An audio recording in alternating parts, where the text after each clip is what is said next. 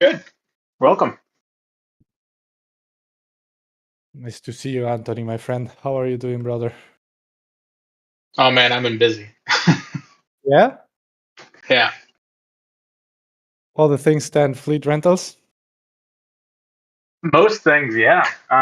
Preparing for a pretty major update. I gotta get with the Star Atlas team to see if maybe we can coordinate C4 a little bit better with it. But Mhm. there's some pretty big changes coming down the pipe for fleet rentals and the underlying tech that also drives fleet rentals. So Okay. There was a. I remember Michael saying that we were about to give people access or something like that, and he tagged me. And he was like, Santi's handling that. I was like, yeah, the wait, the, the what? week the actually the after the week he took off. Yeah. I Yeah, I think was so. like, You're like what? you're like what? Yeah, Yeah, no, it's but pretty good. actually, nothing. There was no progress on that yet. I think the way that it's going to work is together with the PTR. You guys will get access. Yeah, I was assuming. I mean, I know Sage doesn't have a public CPI, which is the original question, which makes it a little harder to do things. So I was just Mhm. curious if with the C4 and the star frame changes and stuff like that, if we were going to get a public cross-program invocation system. For those that don't know what CPI stands for Solana. Um, Sounds like maybe. Still jury out, I guess. So we'll see.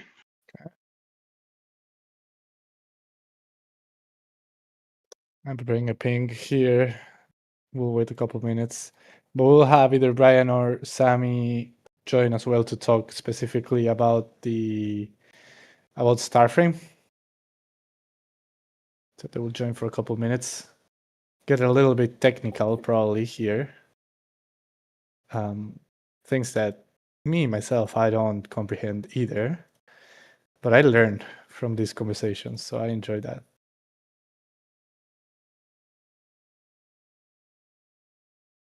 Okay, I see Jose's here as well. Dominic Vane. Dominic, bro, how does a Starframe work? How does Starframe work, bro? Yeah, man. Just hit the I believe button.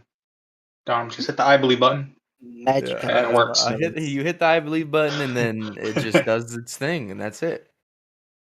Yeah, basically. He does magic, and it works.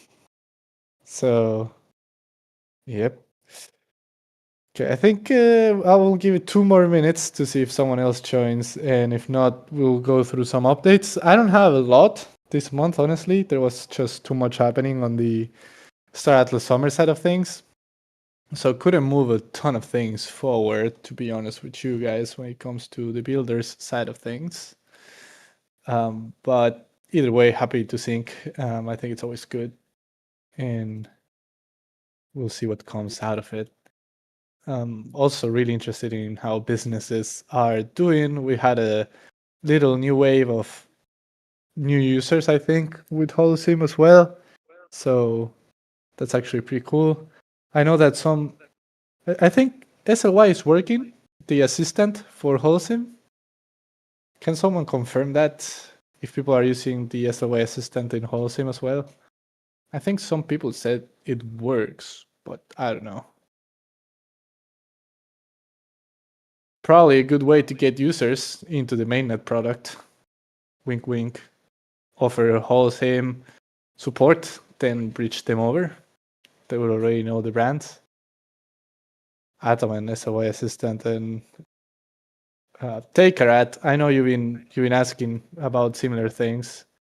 I think providing access to Holosim in order to be able to showcase your automation tool could probably be a good way to get users in.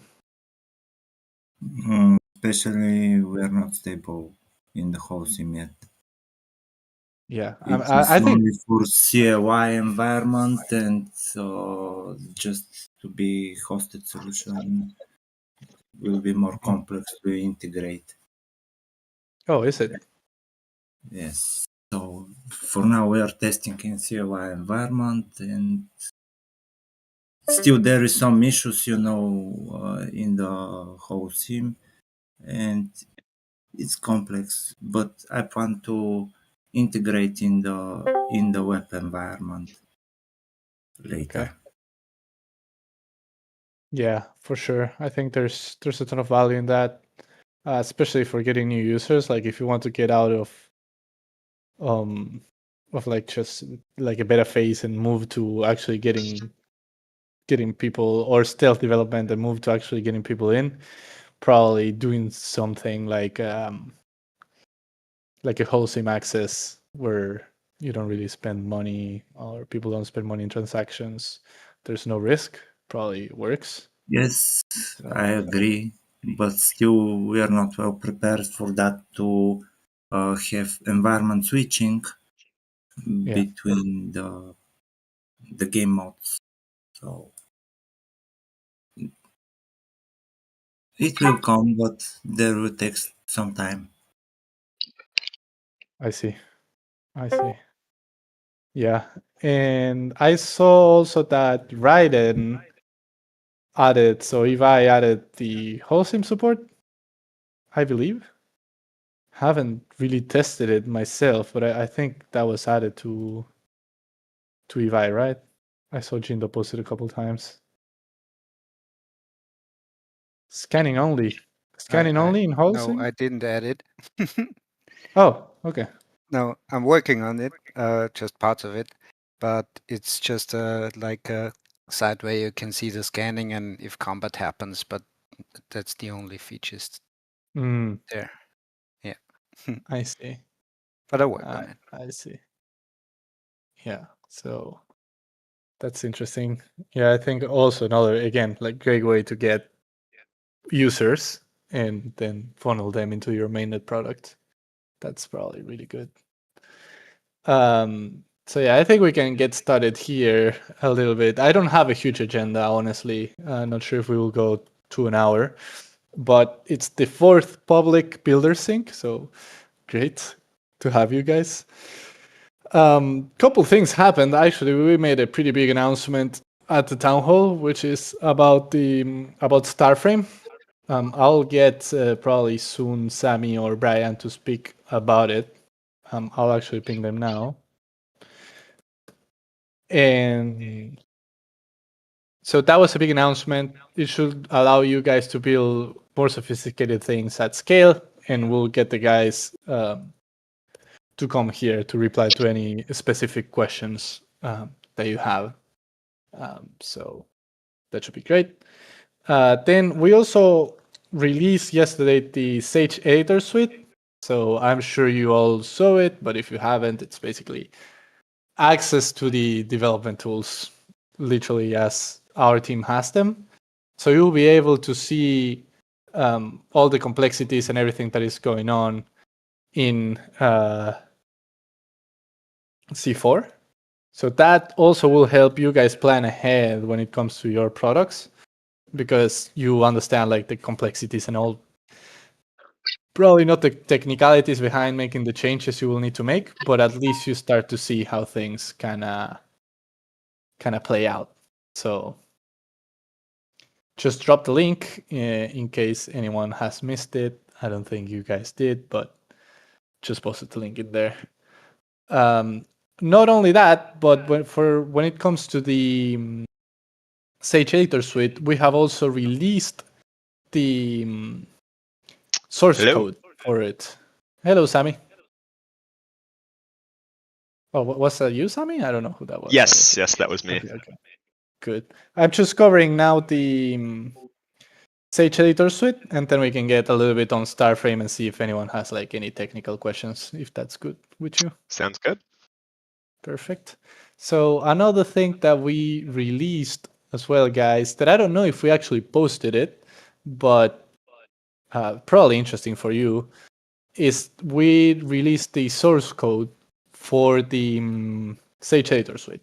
So I just dropped the GitHub link in there. where you'll have access to basically everything code related to when it comes to the Sage Editor Suite. And according to Brett, you can also even push changes and stuff like that, of course, under approval, but you could also make PRs to fix things, or like just create your own, I'm guessing from there, create your own programs or build on top of it. So that's also pretty cool. You can make changes to it yourself. So there's the source code. I hope you guys play with it a little bit. I'm sure that Raiden for sure will, which is nice. Any questions on that? Any questions on that so far?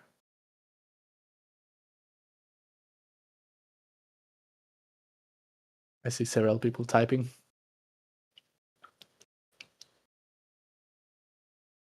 Oh, PG. Yeah, this is for this PG. What have you been cooking with Star Seekers? Happy to derail a little bit to hear about it. I don't know if you can talk.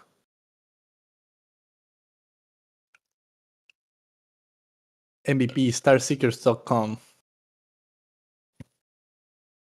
Very cool. I don't hear you, PG, so I'll keep moving.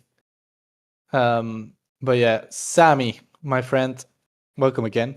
Thank you for joining yesterday at the town hall.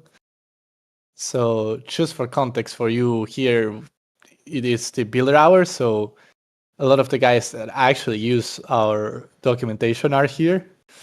So I just wanted Okay, you perfect. to cover a little bit like what we released yesterday, and as Titi Donovan says, it would be great to hear your POV on how community could assist with Starframe and what you think it's missing or what can be done with it.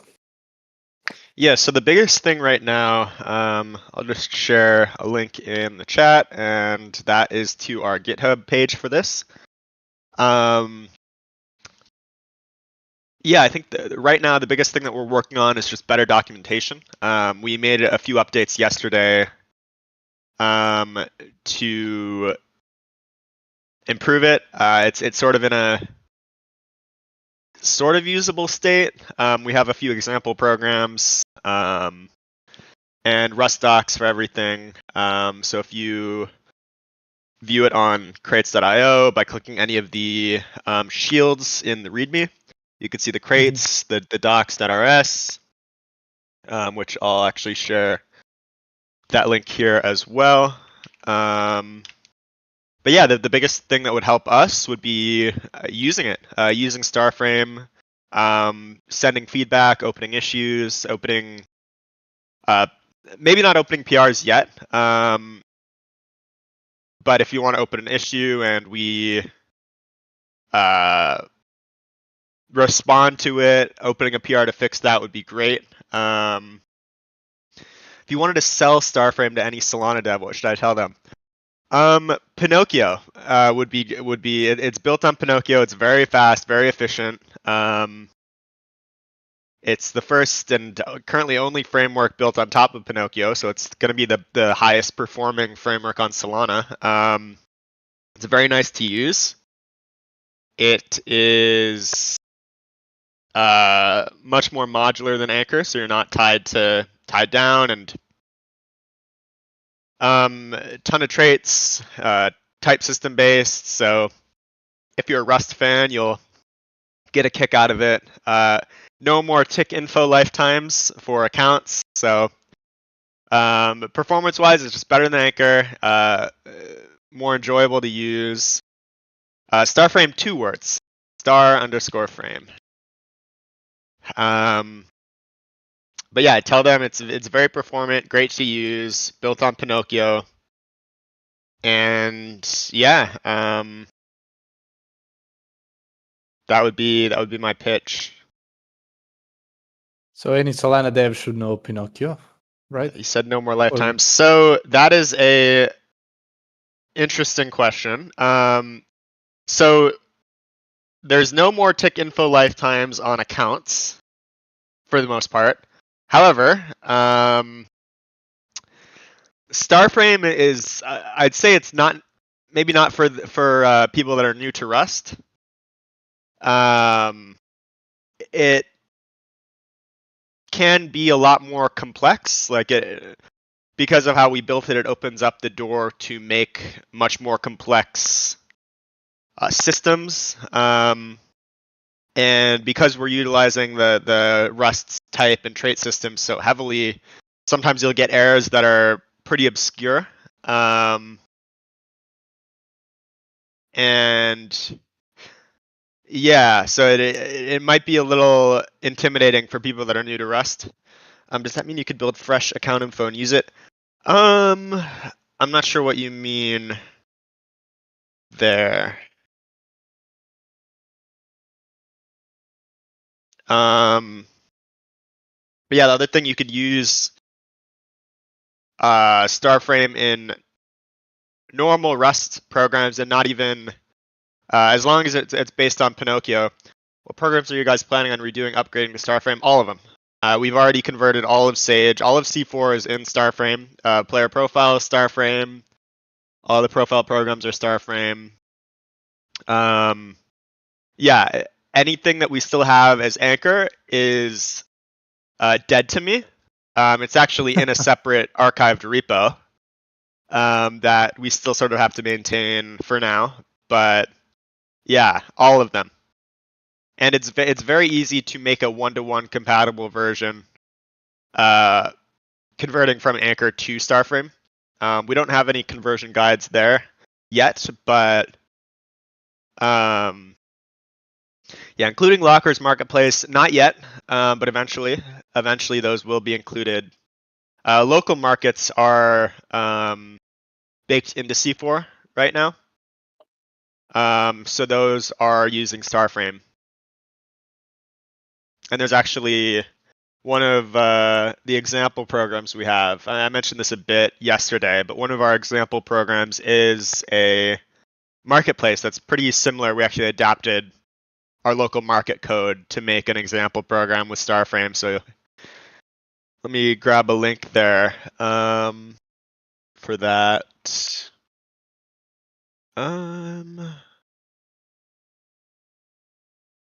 Should be an example programs marketplace here.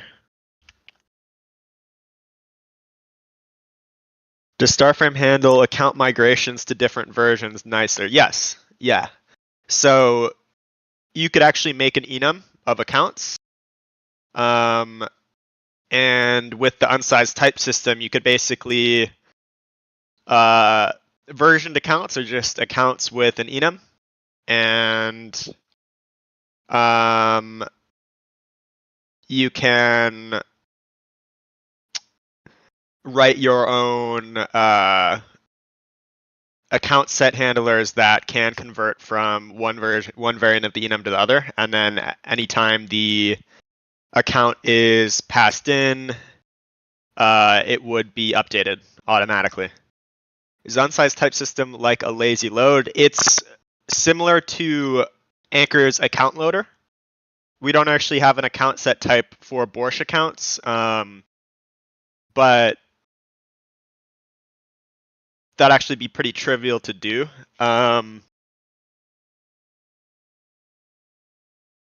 If we have time here, I could actually screen share and show how that would be done if you wanted a Borscht account. The cool thing about Starframe is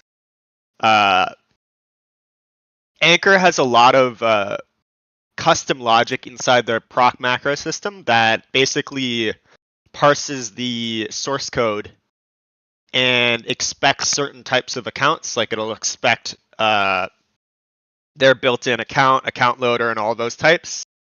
Our macro system could care less what accounts they are. All it cares about is what traits those types implement, and it calls those traits. So it's not,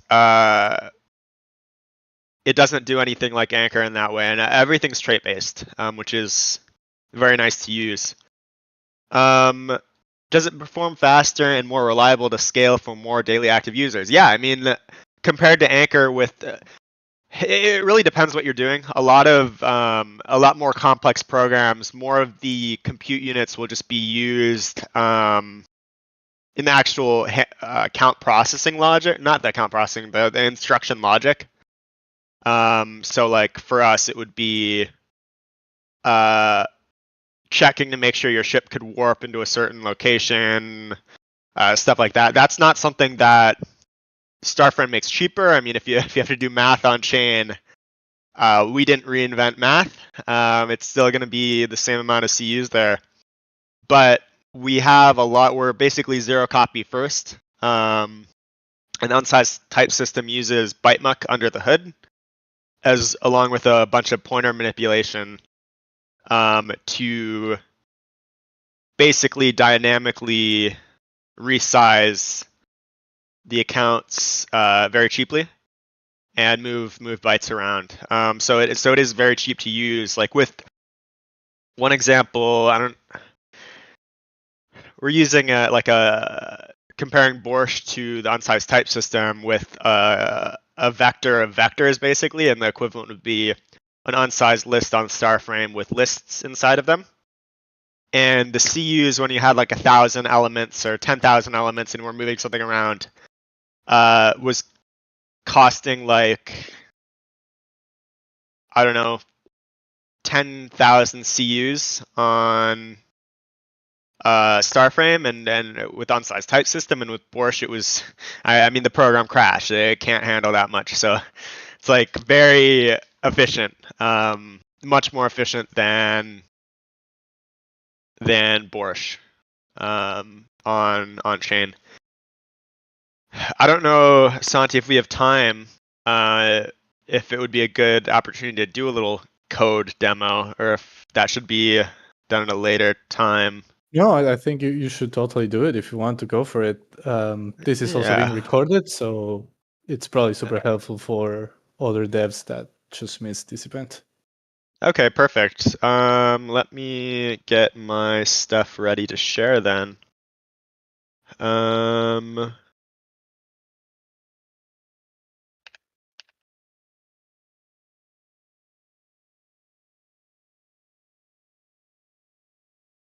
Let's see here. There are other questions, guys, as we speak. I'll be reading the chat as well, so Sammy, don't worry. I got you. You don't need to be reading it. So if there are any other questions at any time here, guys, just feel free to shoot them in the chat for Sammy. Okay, let me share my screen here.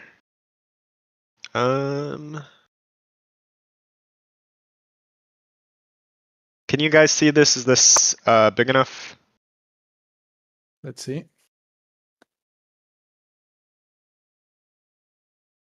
It works Should it for be me. bigger? I can see it. I can see it if I use full screen. I don't know. What do you guys think in the chat? Does it work? Okay, I just made it a little bit bigger, so. Okay, so I guess what we'll try and do today is make Anchor's equivalent of the account type, which uses Borscht to deserialize at the entry point, and then at the end of the instruction, it will write back that data to the account. So what we could do here, this is something that you wouldn't really be able to do very well with Anchor because it relies so heavily on their proc macro system. But for us, let's make a new account set here, and let's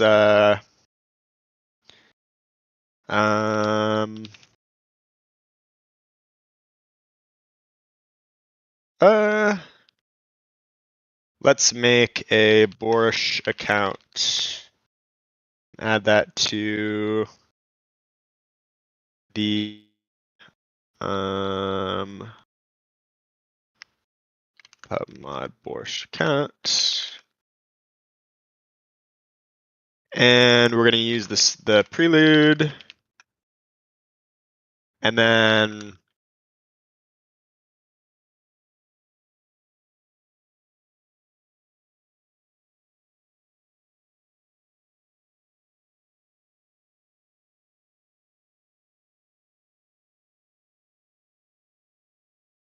So basically, this is going to be a wrapper around an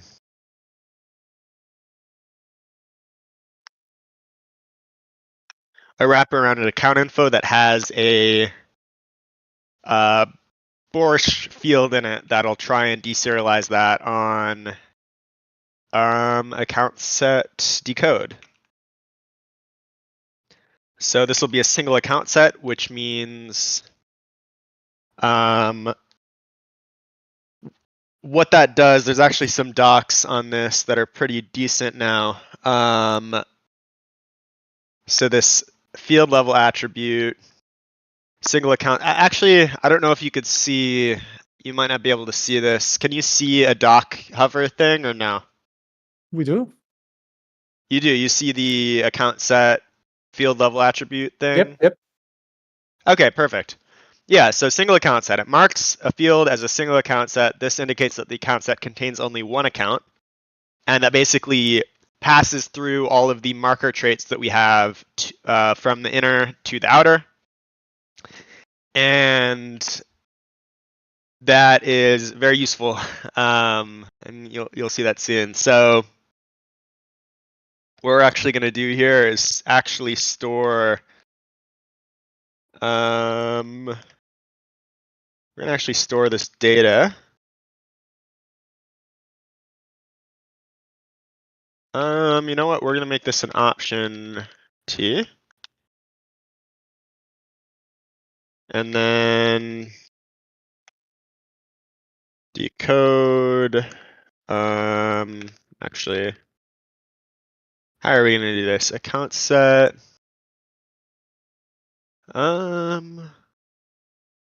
So, Sammy, for someone that is completely new to this, what is it that Yes. you're trying to do here, basically? We're trying to replicate Anchor's account type. So Anchor's account type, what it does is it deserializes something with Borscht, and then you could use that during the instruction, essentially. And I'm realizing now that we actually don't have one thing that's to do right now is simplify our macro system for the account set system. So ideally what I would do here is have some extra decode stuff happening, and I would pass that in there. But for now, that's not one of the options. We didn't actually add that yet. So what I'm going to do is we're going to do it in validate. So we're going to decode the account with Borscht in account set validate. And then what we would do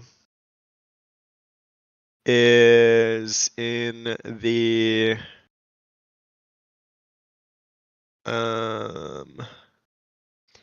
before validation, we would run that expression to decode it. So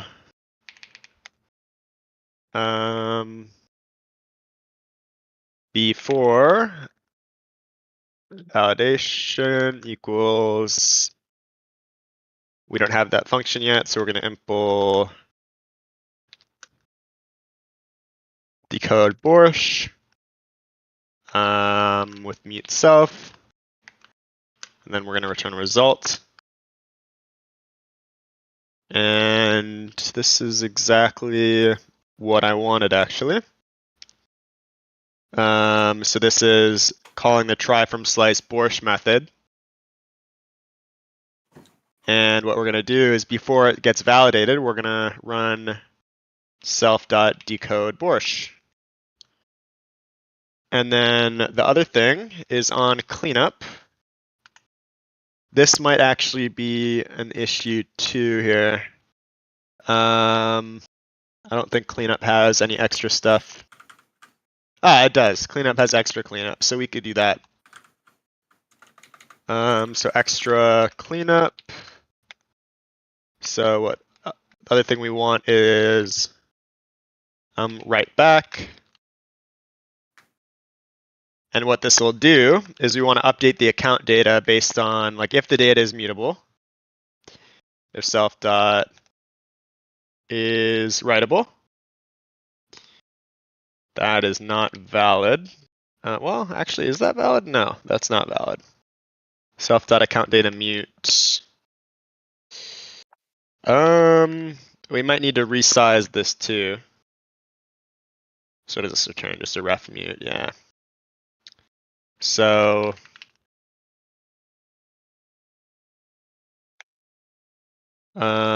new size equals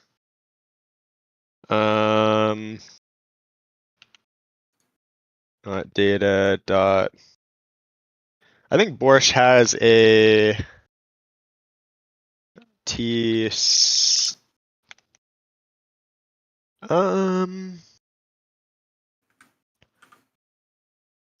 Let's check Borscht serialize.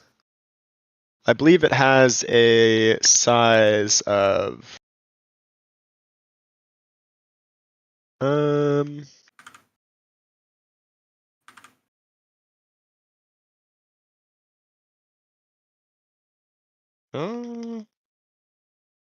okay, let me check Borsch's docs actually real quick. Guys, again, if there are any questions at any time, we're reading the chat. Doing it live for sure. Coding demo live. Yes, we are. Where is it? Does anyone know what Borscht is? Actually, I actually know because we actually use it. We use it here. Or no, we don't use it here. We use it in, I believe, in client, if I remember right. Object length, that's what it is. Object length, okay. So, yeah, that's exactly what we need.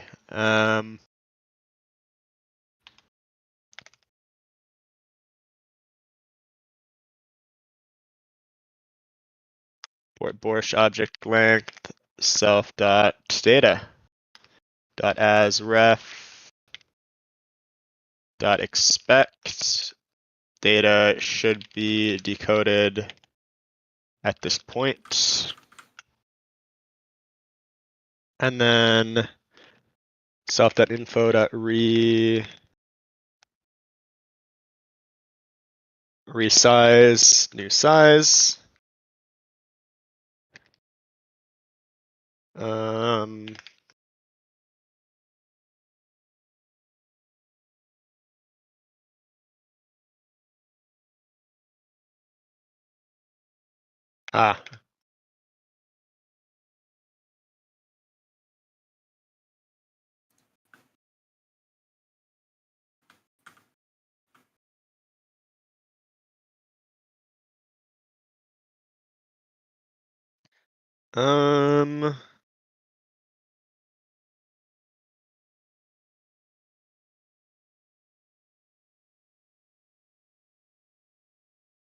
Wish What I does could this help take? you. It takes a writer.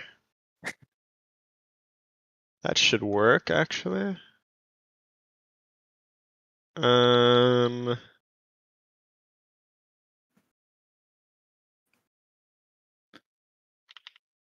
Anthony's Why is asking, that not is a working? cleanup like a drop trait?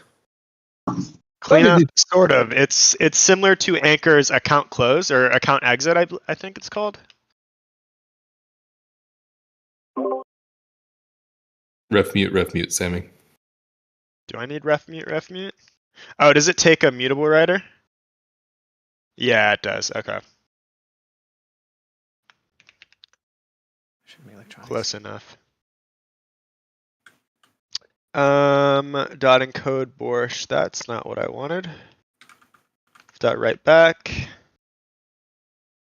And then basically we have this account. And what I'm going to do here is, because decode doesn't, yeah, an anchor to starframe cheat sheet would be nice. We're actually going to manually impl account set decode. So we're going to skip default decode.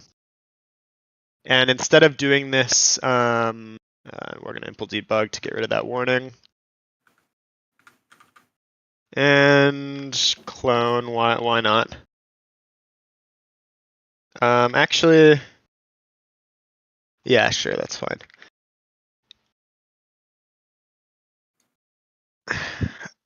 Instead of doing this in validate, we actually want to do this in decode. So we're skipping default decode. And because of that, we're gonna impl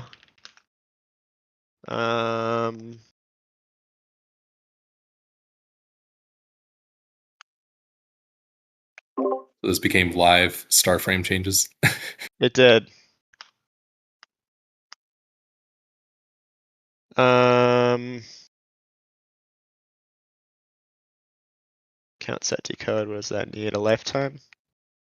Yeah, this isn't even using star frame, it's just changing how star frame works live. Yep. That's exactly what it is. Where T Borscht deserialize plus serialize plus program account. I'll take the blame. It was my bad. No, this makes sense. Adding a Borscht account type makes a lot of sense where it's if you just want to be able to talk Borscht. Well, I was doing some rental program stuff where I wanted to do a versioned account to make migration easier, and this kind of was if Starframe would make that way easier than Anchor. Mm-hmm. So yeah, so you probably need Borscht for some of that, yeah. But yeah, so version accounts too can come out of enums because Starframe supports enums as well, so you can have unsized enums. That's what Sammy was saying earlier.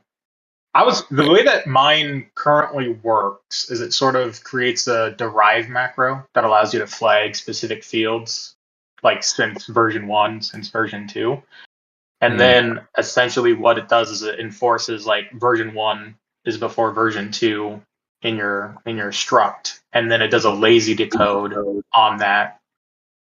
And then once it runs out of data, it goes, okay, yeah, this is the end of version 2, for example, which is the highest version. It's very hacky for Anchor, and so it'd be really cool if account migration / account states was first class citizen with Starframe, personally. Yeah, and we've run into that too with like a few of the version we always include a version byte at the beginning just because, and it's basically always 0. But we always include that just because you can replace that with an enum that's uses a U8 as its discriminant, right? And then the enum can come in and be, okay, you've got version 1, version 2. The adding more fields is it's like the Microsoft approach. Like if you notice any of Microsoft's APIs, they'll do basically they'll like say, okay, here's all the new fields and all the new fields and all the new fields on every struct, right? And then every time they have an array, they literally say, here's how big each element is. And they go down that path. And it works when you always want backwards compatibility with those things. Something that we've found is that it's not always backwards compatibility that we want because we are just changing out the code every time, right? So we don't have like old code running against our state. We always have modern code running against our state. So what we can do is we can just replace any state that we come across. So like one thing that we were working on implementing, which we haven't completely finished, was basically the concept of you have that version account, and then whenever you get the account, you look at the version number. If the newest version is version 1, you have functions to always convert from 0 to 1, 1 to 2, 2 to 3, whatever, like the newest version. And so it always essentially, and then it'll go in, because sometimes you don't just want to add fields. Sometimes you want to like remove fields or completely change how certain fields work. That's right. So essentially, you're doing an in-place migration. Yeah. Or want to do that. I found that was difficult. I found that was difficult with Anchor because of lifetimes. Yeah, Anchor would completely implode if and discriminators. Yeah. Now 0.31.1 allows you to do custom discriminators, and I was attempting to do like multiple structs design too, so it's like it will be able to know the init space so that you are able to get like a space calculation for the real. Actually, they renamed it to resize with 3.1. And so, yeah, I mean, I would love to do like an in-place migration system using the version byte to be like, okay, get the first byte that's going to tell you what version, and then using in-place migration like you suggested would be phenomenal and be super easy to follow too, versus needing to come up with like multiple structures and that kind of stuff. Well, so the way that would work is you make your account, instead of being a struct, make it an enum, and then each variant of that enum is a version, right? So version, like the first version, like we always have just 0. like it's version U8 at the beginning, and we always set that to 0. And if we ever wanted to convert that to a version account, we can just immediately swap that out for enum, right? And have the first variant be the struct of all the other data, and then and then like variant number 1, right? So variant number 0 is the old version, variant number 1 is the new version, and that has new data inside of it. And then in your functions, you have to add in some, like a function call to say, okay, convert to the newest version and return it, right? Something like that, which you can do. Does Starframe initialize with defaults like Anchor does? It'll initialize with zeroed fields most of the time. You can So when I was messing with my version account, I found that starting with 1 makes a lot more sense, because then you know that it's not just the first init of a state, because if it's a first init, it ends up being 0 because it's 0 default. You can do it that way. We generally, how we design it is that because the way the account data is laid out, you have the account's discriminant that tells you what type of account it is, right? And then you have the version byte, and then it's like the rest of the data. So the account's discriminant being set tells you, hey, this account is initialized. You can do it with just starting at 1. You can set when you make an enum, you can say equals 1 for each discriminant. Like you can specify the discriminants of every version if you wanted to. So you can do that. You can design it how you want. It's open enough for that. I'm wondering if we could do like a standard in Starframe. You know what I mean? Like if we could figure out a spec, right? So Starframe has one of the kind of philosophies of Rust, right, is that everything has kind of that standard, but then there's places where you can replace it, right? So like you should be using clone, but you can make your own clone if you wanted to, right? You can, So that's kind of the philosophy we go with Starframe. So we'll introduce like some more systematic version account system later on. It wasn't a priority because we're making a new program, right? So we haven't gone into that yet. Once we're more in maintenance mode of C4, then we'll be probably focused more on, okay, we need to get a version account system in place because at some point we're going to have to replace an account when we want to do an update, right? It just isn't a problem right now when we can just reset and all of our testing. So we'll probably make one, but until then, you can also just make it yourself, right? If there's missing functionality, you can always replace it. Like the thing Sammy's doing right here, this Porsche account, you could make this in a library and publish that library, and it would function in everybody else's thing. Like it's not like Anchor where it has to be supported in Starframe directly. You could do this yourself, or if you wanted to make your own way of serializing stuff, you can do everything Sammy's doing right now. So you want the Starframe to be low level, familiar like Rust, right? Like what's a good example? So yeah, some programming languages that don't have specific functions because they're like, hey, you can make your own function. Like a sort, for example. That's probably a bad example, but you're saying like if I wanted a version account system, I can just make it straight of it. Yeah, you can do it yourself right now because we don't have it. Rust has the Rust philosophy tends to be you can go super high level, but you're able to replace the low level, right? Like so, it's designed to be used. Like you can make a UI in Rust in the web browser, right? Like with Deoxys is the one Sammy's been sending me all the time because it somehow is doing hot reloading. It's crazy. I don't understand. I need to look at that at some point. But like that's super high level stuff. But what you can do, you can replace like portions of it that you're like, oh, I don't like how this works, and I can replace that part, right? And you can go down to that low level. So it gives you that depth where you can have the high level stuff. Like you don't have to do this low level thing Sammy's doing, right? Because he has it for you. But if you wanted to do it slightly differently, you can go this low level, right? So that's kind of the philosophy is like go high, like everything is high level achievable because we got to actually make products, right? We can't have everybody doing low level stuff every single time they want to make a new instruction. But if we need to replace something because we need the performance, or we need one test I was doing was like triangulation on a sphere, like seeing how good that could go. That needed maximum performance, so I had to replace a lot of stuff that just to get the performance out of it. So there's stuff like that you can replace in. So that's kind of the philosophy. So you're envisioning kind of like an open Zeppelin Starframe approach in a way, I guess. Like Solidity kind of gives you the foot gun, and then Open Zeppelin's like, hey, this is a spec that we want, and everyone else can use it. It's gonna be audited, that kind of deal, and not necessarily like have it rolled in. Like Anchor uses the like it needs to be an anchor for it to play nice with Anchor, right? Yeah. Yeah, we're just a library. Use it if you want. Use whatever you want, as much as you want, whenever you want.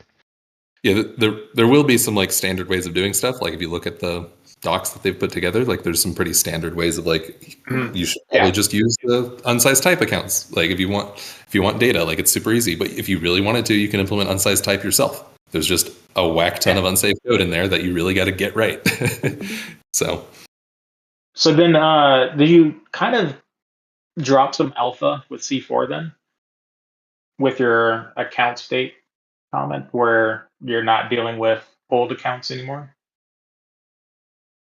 yeah, I mean it's going to So be it's gonna be a new program ID. Yeah. Okay. Yeah, that's not new. You had me freaked out for a second. I mean, yeah. maybe not new to you. However, I do know like your guys' upgrade approach is usually a new program ID. It'll be a new. Right. It'll be new. It's going to be a whole new program ID. Like the last time we did, I think Starbase wasn't a new program ID. If I remember right. It might have been. Starbase was.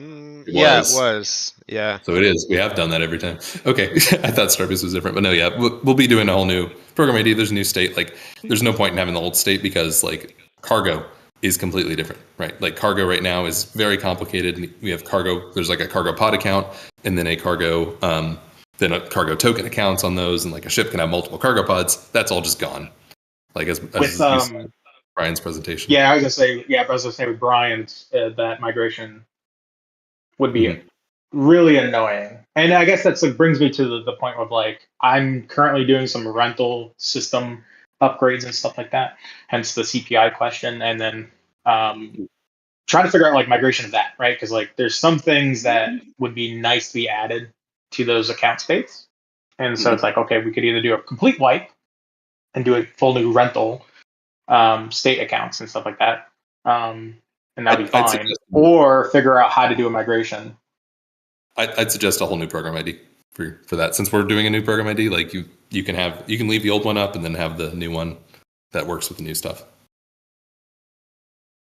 Which makes the versioned account kind of mute. Yeah, right? It's nice when you have like if you're in place updating. Like let's say you had rental accounts and then one day you want to add a new type that has like. Okay, I want a new version that has, I don't know, it now charges you in a different token or something, right? And you want to add the data for that. That's when version accounts come in. That's very nice to have. Or like if you want to add rentals where a multi-sig rental or something, right? And you want to add in a new variant to your account and like add in. Okay, now I want this field to not just be the field. I want it to be an enum of is this a multi-sig or is this a normal rental or something. Right. Yeah. The version accounts are good when you're like updating functionality in place. So if we ever like in C4, let's say, and we want to change how regions work and we want to add, let's say we want to add in combat bonuses for regions based on if you own the region or not later on, right? Like that's not in there right now. But if we decide to add that, we can do that by just versioning the region account or even the region struct itself. Probably, I think we only have a version bed in those accounts. So we'll version the region account and then we can update that in place, right? And add in that extra bit of data. And then when you access it, if it's not updated, it can use default data or it can update it in place on every instruction. Like there's a whole bunch of ways of doing that.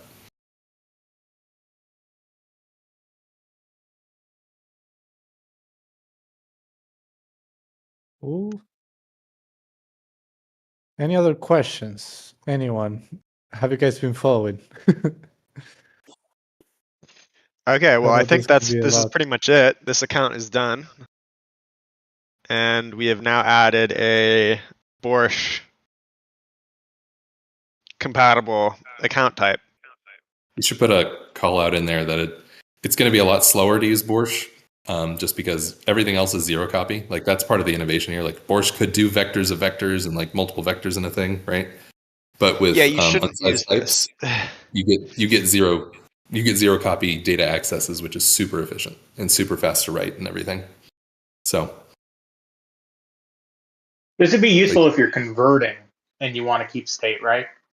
yeah, if you're trying to read state or something. But actually, another thing is a lot of the unsize type stuff you can basically get the Borscht thing, but reading it as zero copy. So like vectors, if you have a list, if let's say you have a vector in Borscht, right? You have a vector of sized things. As long as it's not like a vector of vectors, you can make a list, and then it has about the same layout. It has exactly the same layout as a Borscht vector. So it can be zero copy that way. If you have a vector of vectors, our unsized list, which is a list of unsized things, has like a lot more caching data that like allows it to work. So that won't work.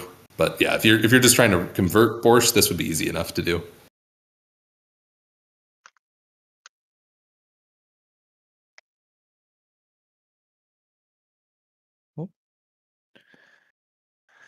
Any questions, guys, out there?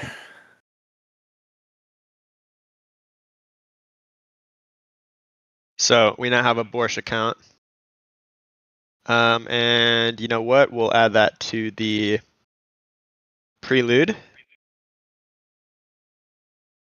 Pub use Borscht account. And this has all of the same. That was a lie, actually. There's still some more things that need to be done. Some of these initialized traits need to be added. But it's close enough. It's mostly there. All of these, yeah,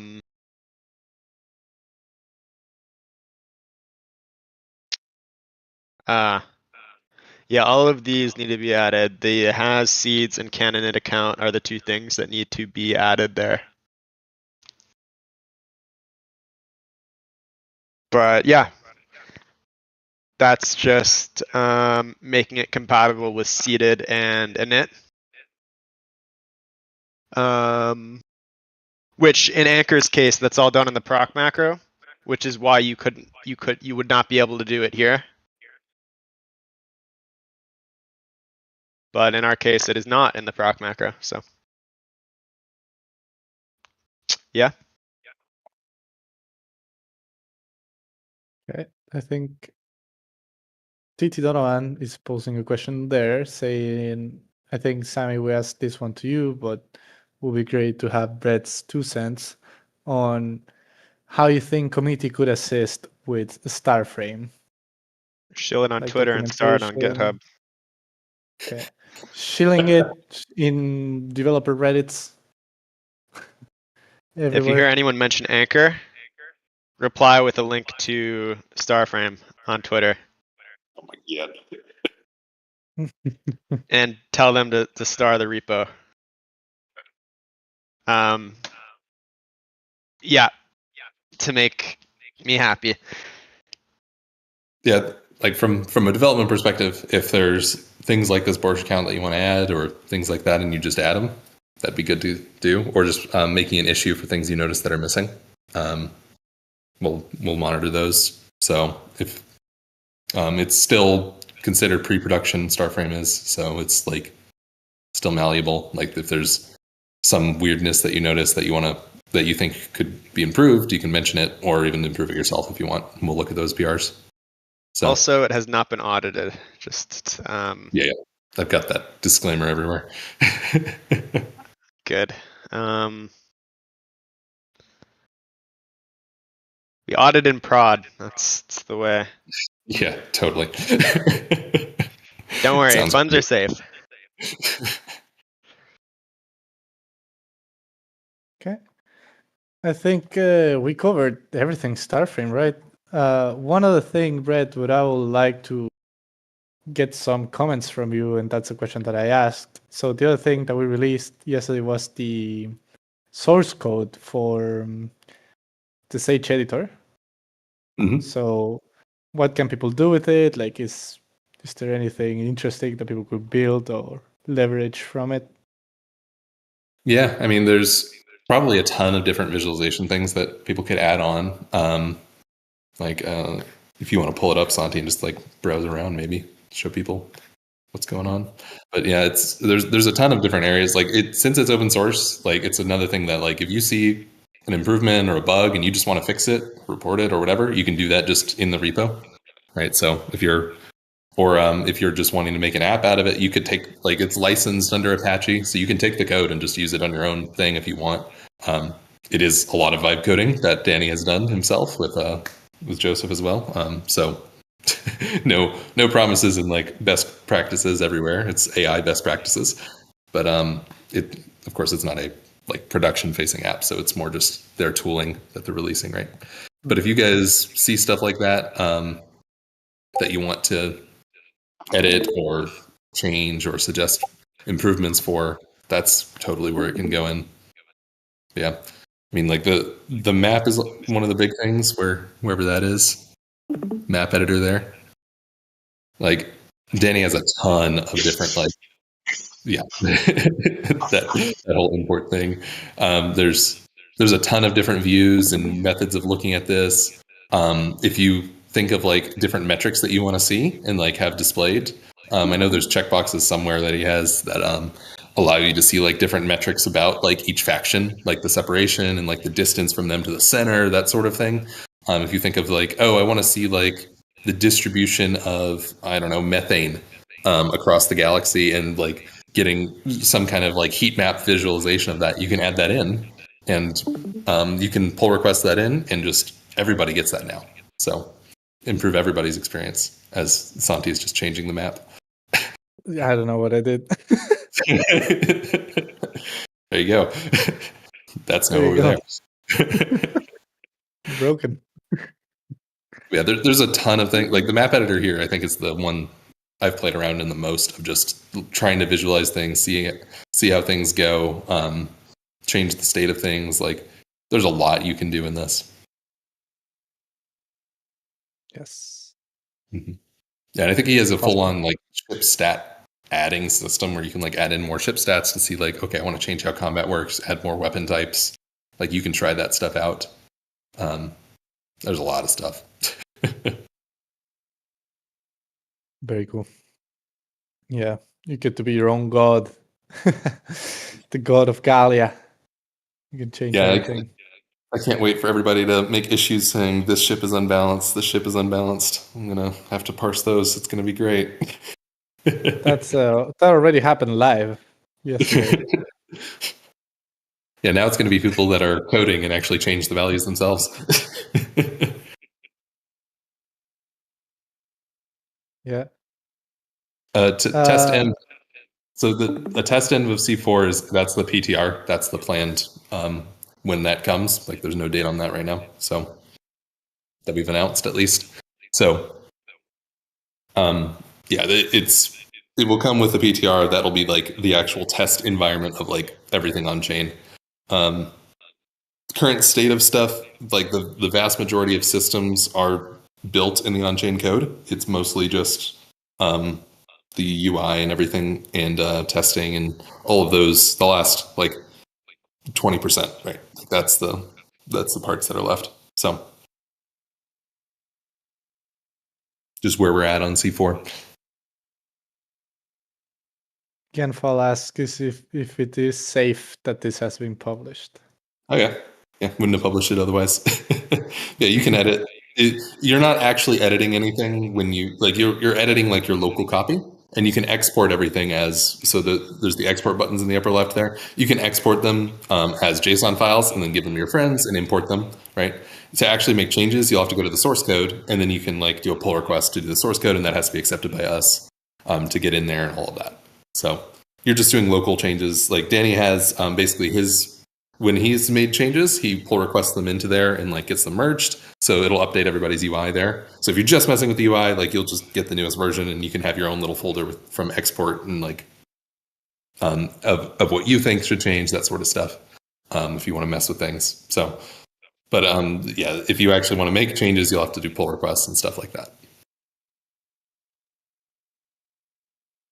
Yeah, if it's approved, you can push production. I mean, technically, I click the push button, so. But your code would be.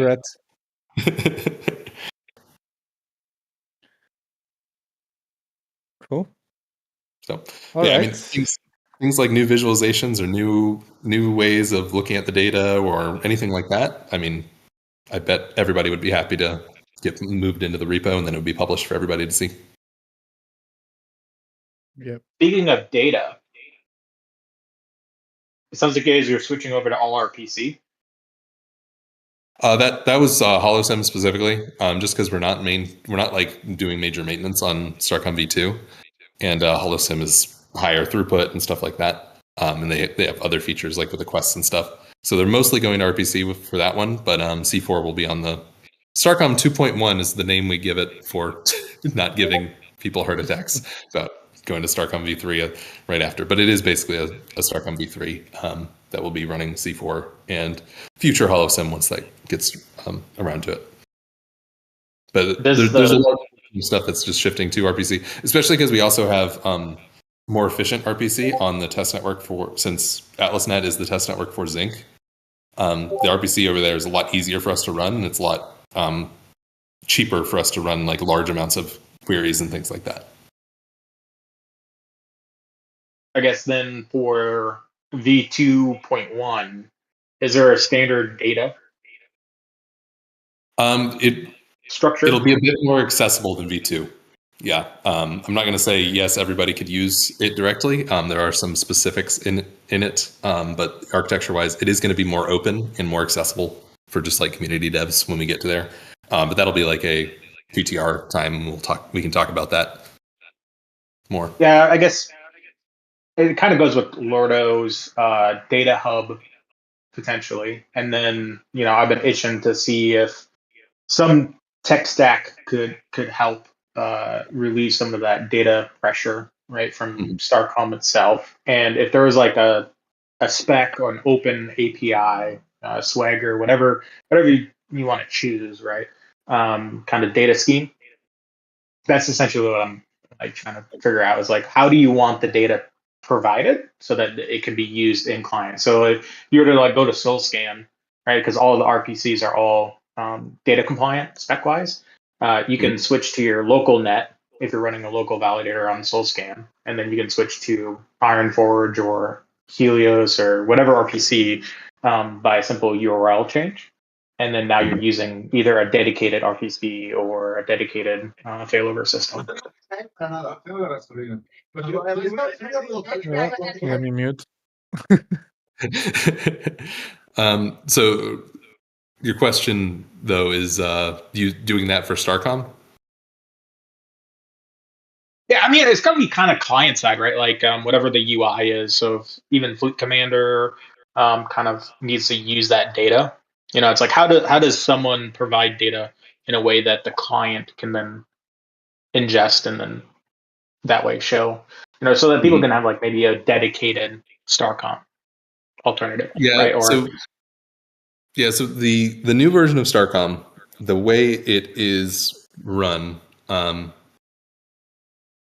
it is much more scalable than the old versions. Like we could, the way the architecture is, we could like spin up 1,000 servers for StarCom and not worry about it, right? Like old StarCom V2.1 or V2. We just need to call it V3 at some point. Okay, but StarCom V2 it runs on Firebase, so it's a lot of very dependent on like Google's performance and stuff like that, and doesn't scale that well. The new StarCom version is like you can run it like 1,000 servers of it. You got to pay for 1,000 servers, but you can do that to run for like hundreds of thousands of users. That kind of concept there. There may be some option where we can. There's a lot of infrastructure required to actually get that. Like you have to have like the geyser stuff hooked up and a like caching layer that says here's the current state, so you can initialize your server, right? Because geyser just gives you changes, things like that. So there's more requirements than just being able to say point to a new thing. And if the client relies on StarCom for like, let's say, fetch all profiles and all of their ships for this given wallet, right? Like you can replace that with RPC, but it's a ton of work to make that like equivalent query to in RPC. So I don't think we'll have like that ability yet where you can choose like a different StarCom or choose an RPC to run on versus just using our StarCom. It would be basically a different UI at that point. But I mean, wouldn't it just be an API spec, right? So like, you look at all those S3 compatible systems, R2 from Cloudflare, you got Backblaze, right? So like, Yeah, I see what you're they have an S3 compatible API layer, right? And so if the service that's running it offers up the data in a compatible way, then it would just simply be a hey, use this endpoint instead, right? Yeah, so and then the data will come in. So part of the issue with that is that the RPC spec doesn't support a lot of the things we want to do with StarCom. So like a lot of things are we want to get all fleets for a given user, but only the name and ship count in a few other derived fields or something like that, right? In their state, let's say, right? So the RPC spec just basically says you're allowed to get an account by an address, an account by program Right. ID, and then adding in some filters on that when you do account by program ID that are like data filters. But those data filters are fixed in place and they're not allowed to move around. So like, especially with Starframe, now we can have dynamic data in there where the data may not be in the same place, right? Like we're looking for every fleet that has a X4 in it, right? Well, we can search. We'd have to basically say, okay, we need to make a request for X4 in the first ship slot, X4 in the second ship slot, X4 in the third ship slot, versus going to StarCom and saying, give me all the fleets with X4s in it, right? So StarCom has a broader API than the RPC spec. Now, if we say StarCom's spec and someone else wants to make a StarCom like that's what I'm replacement suggesting. that meets That's the what's spec. been like. Okay, yeah. Then that's possible.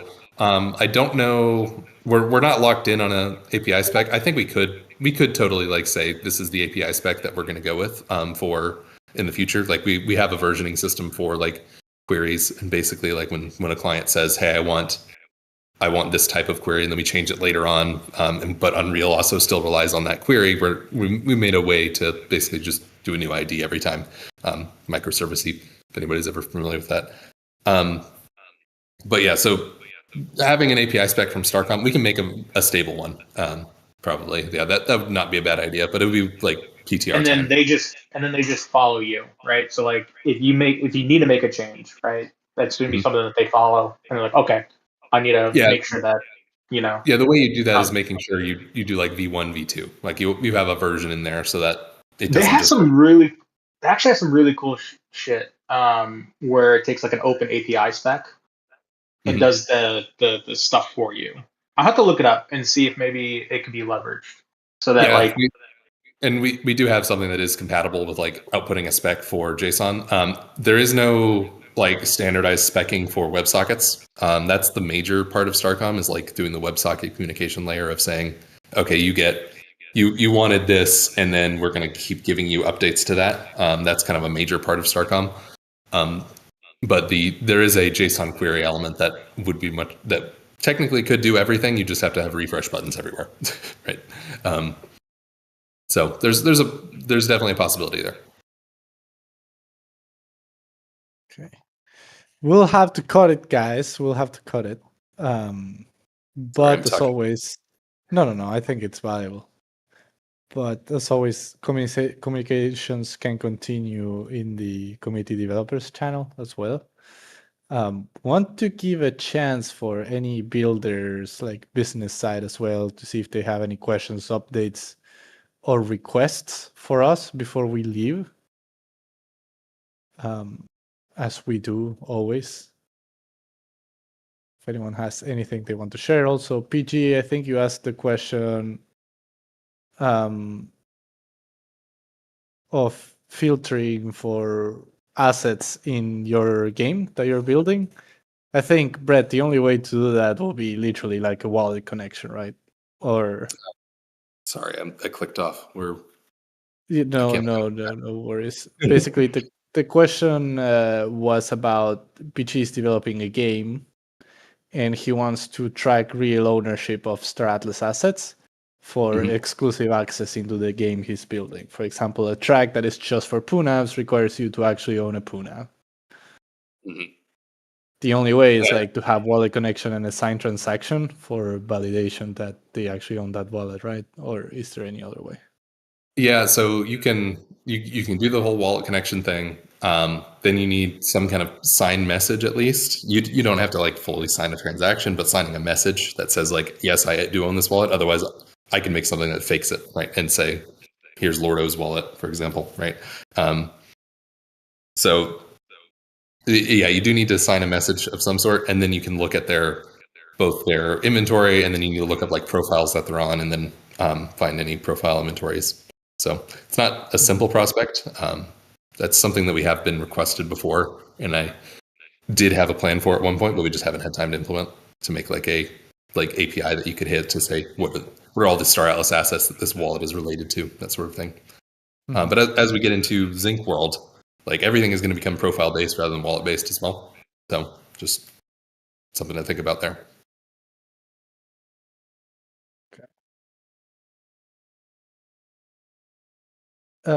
Anything else? Lordo says that he will have something to share next month. Okay. PG says, my question was for Sync, not for now. So on Sync that will change because you have an actual full profile, right?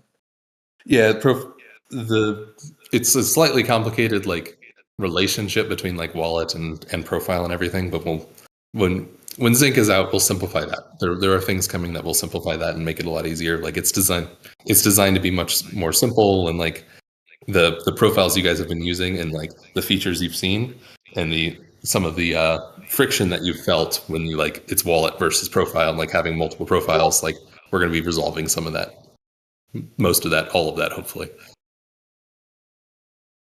Okay, perfect. All right. Well, we are well over the hour, so I appreciate everyone that joined. We even had a live coding demo today, which was great. We'll try to keep inviting Sammy, Brett, or someone from engineering as well in case there are just really technical questions. But if anyone has any requests or anything at any time, you know where to find us, guys. So thank you, Brett, for joining, and Sammy, I think he left, but thank you, Sammy, as well. We'll see you Yeah, next he's going month. to do the rest of his job. Yeah. All right. Thanks, everyone. See you soon. Yes.